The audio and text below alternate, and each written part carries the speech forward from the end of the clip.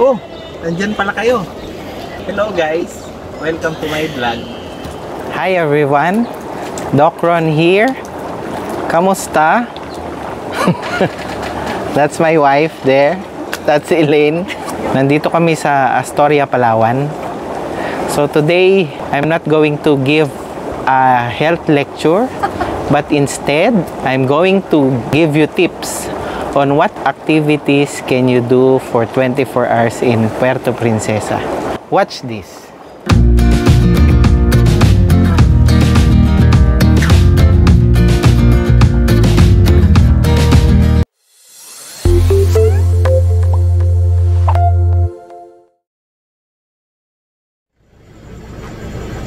Good morning.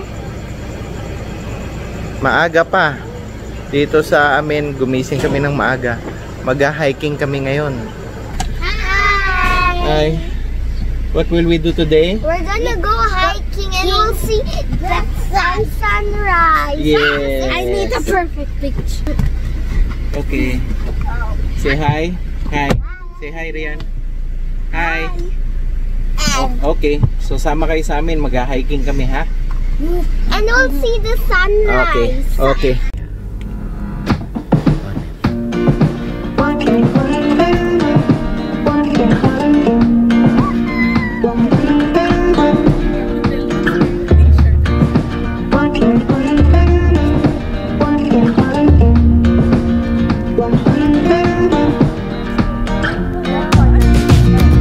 Aakyat na naman kami dito sa napakasikat na Magarwak Mountain Range Park.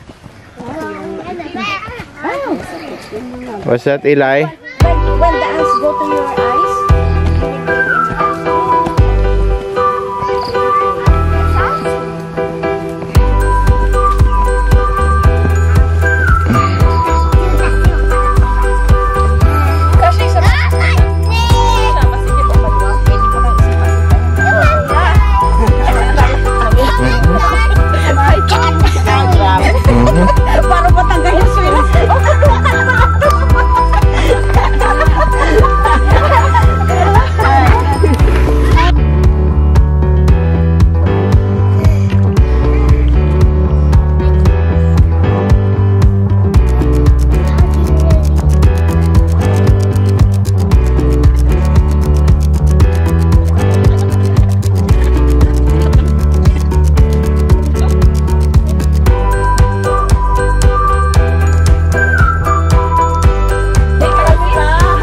Hello? Ha? Every Sunday. Si Ilay, oh, galing. Mabilis na kami. Marang kapagod. Kanina pa kayo, madilim pa? Na rin. Sila Dokles siya, nasa lubong namin, pabalik na. Oo nga eh. Kasalubong din namin eh. Tapos kahan sa Balay Bukid. Ay, the best. Sige, ingat ka ron. No running. No running, don't run.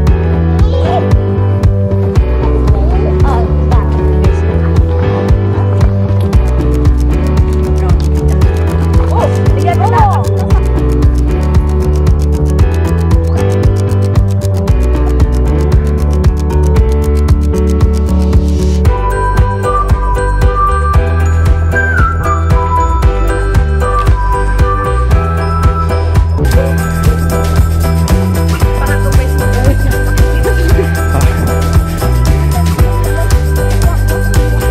Rian, wait for us.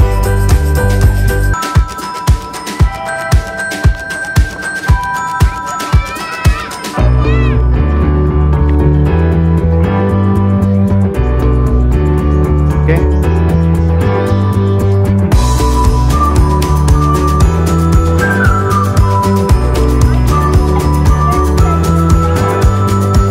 Okay.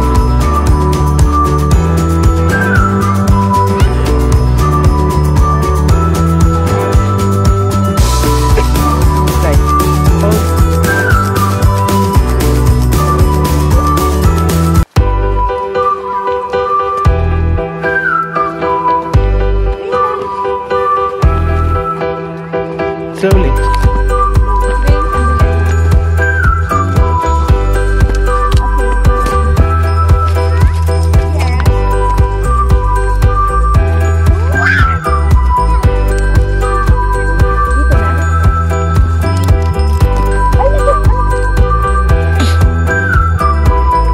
Diyan kayo.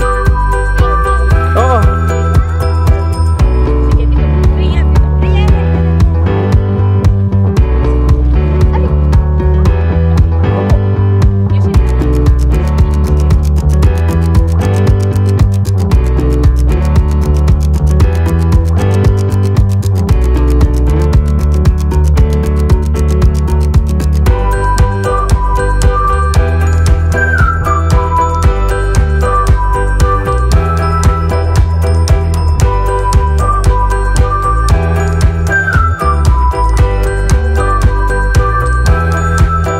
Okay, kakain na kami.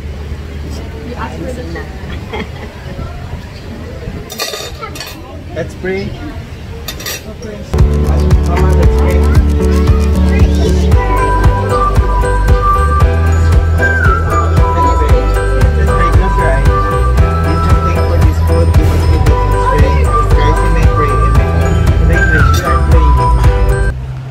Saan kaya pwedeng mamasyal ngayong araw na to? No? Sayang naman ng isang buong araw. Sa isang buong araw, ano ang pwede nating gawin? Pwede dito lang sa bahay or pwede dito.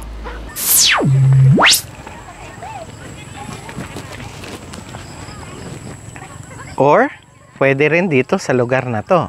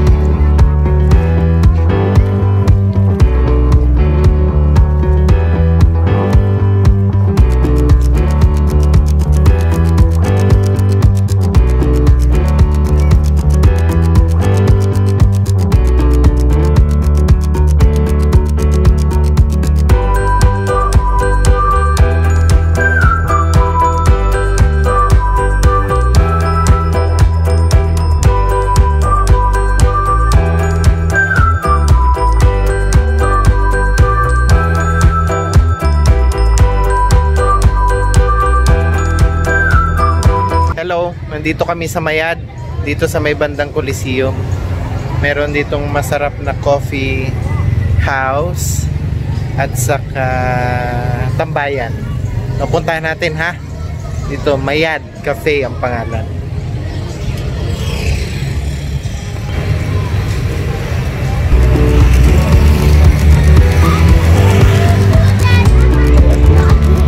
Yes. We're in Mayad.